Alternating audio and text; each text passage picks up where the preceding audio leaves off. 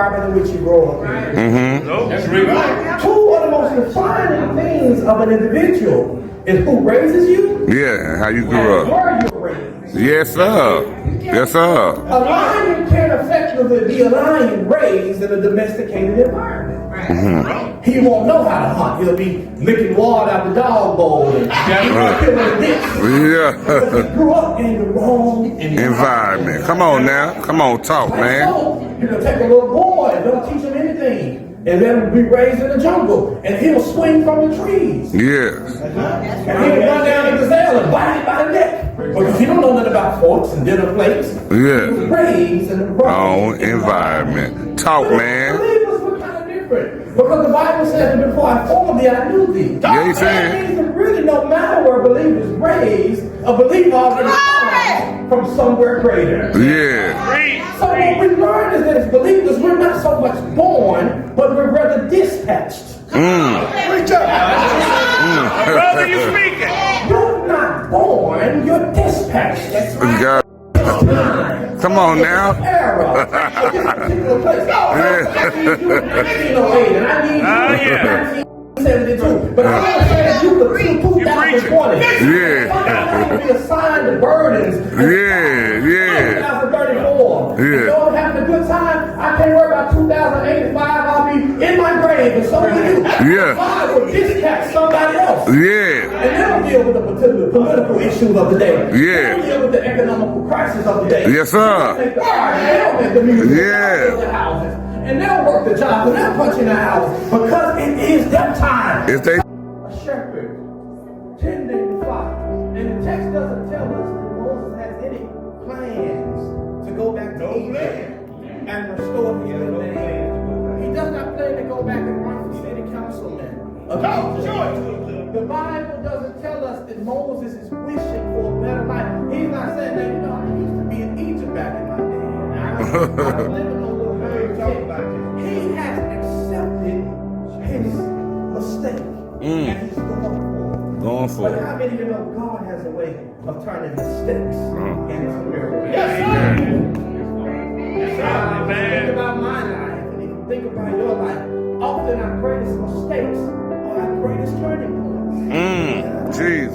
Come on. Miracles in your life will be connected to a mistake. Say.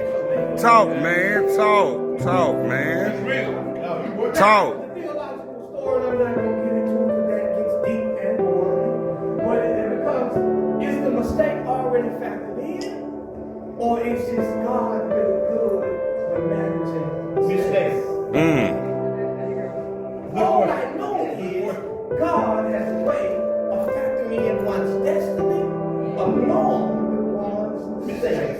That's real.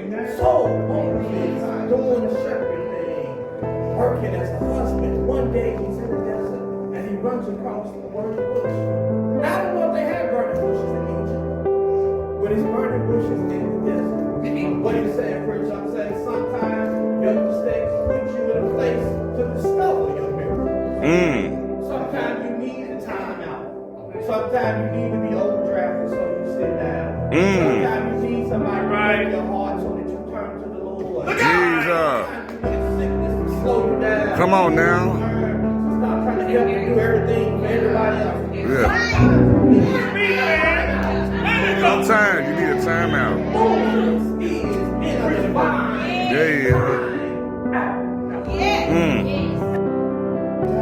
He begins to have this conversation with God. We're not just born, we're dispatched. Moses, even though he's left Egypt, God has not left Egypt. Right. And so he said, Moses, when you went to the riverbank and I allowed you to be adopted, I need something from you now, Moses. And you're listening to me, and God needs something from you. And you may have fallen, and you may have lost the purpose, and you may have lost the dream. But God said, I brought you here for an assignment. Now I need you to go back to Egypt, and I'm going to go with you. And Moses says, but God, how? He said, well, you're going to know to know with you because y'all going to worship me in this very mountain. What we talking? Moses like, but listen now. Them folk there, they some tough folk. You ever tried to get a lot of black folks to come to an event? Lord, I don't have no caterer, I don't have no processor. Yeah. Lord, what am I supposed to do, Lord? Wingstop ain't no open, God. I can't get no honey hot. I don't know how to get it. Yeah.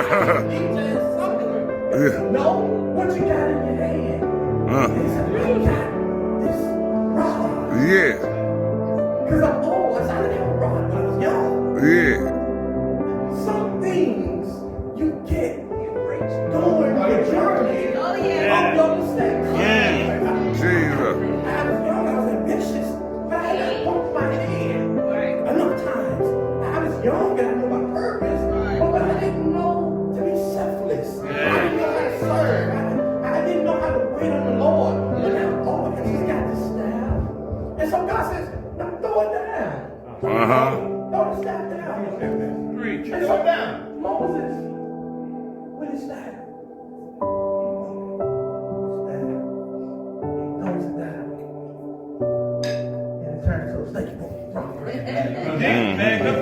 That's his style.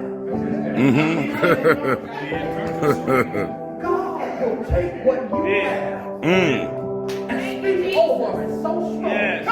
Speak, man. Speak. That you'll be afraid of yourself.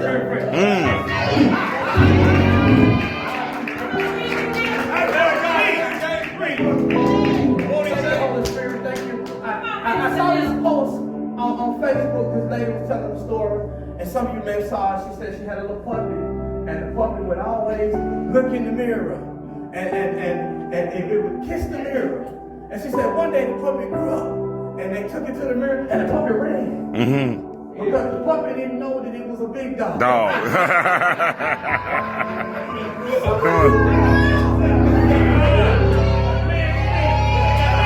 You reach, man. Place in your life, and you're so used to making ends meet. You're so used to not being friends with the people you want to be friends with. You're so used to being friends with the people who will be friends with you that you no longer selective who you talk to or where you go. You're not selective for what you do for a living, whoever hired, that's what you do. You just take everything that life gives you, and then God said, throw it down. And all of a sudden now, Lord, I gotta pick that up. You preach. Yeah. God said, just grab it by the tail. It's yours. It's yours. Yeah, now you won't even do wait. Yeah. Little, sir. It's yours. Let me hear this right. I'm supposed to do what with a living? Now, I like to talk. You want me on the radio? I like to count money. I count money. When we cook on Sunday, I'm always the money person. You want me to go work at the bank? And so he grabs it, and it turns back. It took years to get this staff. I was adopted into the house of family. I had service, but I didn't get a staff. My mistake gave me my rod. And he run down to the cell and bite by the neck. Because he don't know nothing about forks and dinner plates. Yeah. Raised Wrong environment. Talk, man. Because the Bible says that before I formed thee, I knew thee. Yeah, he said. It really don't matter where a believer is raised. A believer already comes from somewhere greater. Yeah. So what we learn is that as believers, we're not so much born, but we're rather dispatched. Brother, you speaking. You're not born, you're dispatched. God. Come on now.